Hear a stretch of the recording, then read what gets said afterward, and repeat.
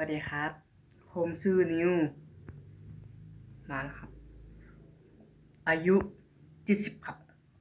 ว่าขอบใจมาก ขอบใจในทุกๆครับ มาทำคลิปมาละนะในวันนี้มาทำคลิปกลับมาทุกๆแล้วมาละแล้วก็ขอบใจว่า FC ในTikTok ส่องกันครับนะวันนี้ขอบใจมาก ขอบใจว่าคนให้หูใจบ่ลงเพื่อใจครับนะอันนี้มาคำเก็บละมานี่แหละครับนะโอเคอย่างลืมเอาตักของอันตุห้องนี่ห้องสอนเป๊ะมานอนนี่นะอันนี้มอไหลอันนี้เม่นคนลาวครับมาเม่นคนไทยครับนะไม่คนลาวครับอันนี้ว่าขอบใจเคนในบ้านไหนนู้เนี่ย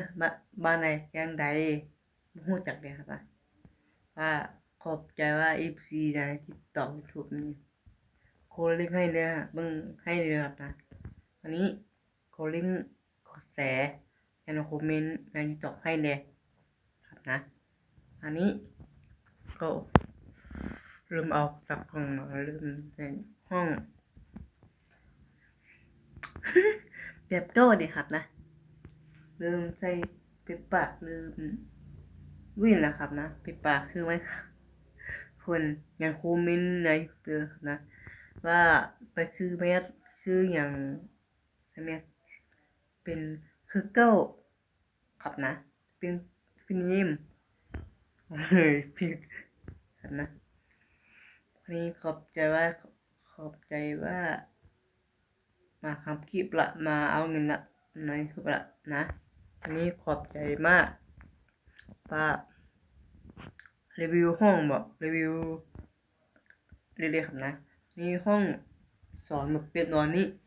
เวลาหนูเนี่ยไปนอนพุ่นห้องพุ่นมืออะไรเนี่ยซื้อมาแปลงห้องก็ได้นะอันนี้ซื้อแอร์ซื้อผ้าห่มซื้อเพดานนะ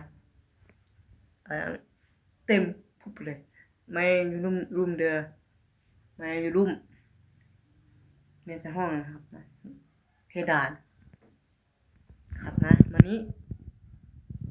มาทำคลิปมาหนาวันนี้มือซ้อมมือแรงวันนี้ซ้อมเพลงง่ายครับนะน้อยขอบใจว่าลืมลืมมาตักรองมาเนาะปอกแขนนะในห้องเปะภาษานอนนี่ว่าขอบใจว่าอินซีนะที่ตอบไปทุกเงินมาแล้วนะทุกคนนี่ปืนสาวมือแหละครับนะนี่ปักกันนะปืนสาวมือแหละครับนะทุกคนอะไรขนาดมันนี้บึ้งให้เลยครับนะส่งหาซ่องแล้วฮะมึงให้เลยครับนะมึงคลิปตกโจ้เลยครับนะฟรีดีเอ็มจีทีวีเป็นตัวอาบน้ำนะนี่แปลกนะมันมาเดียฮักทุกคน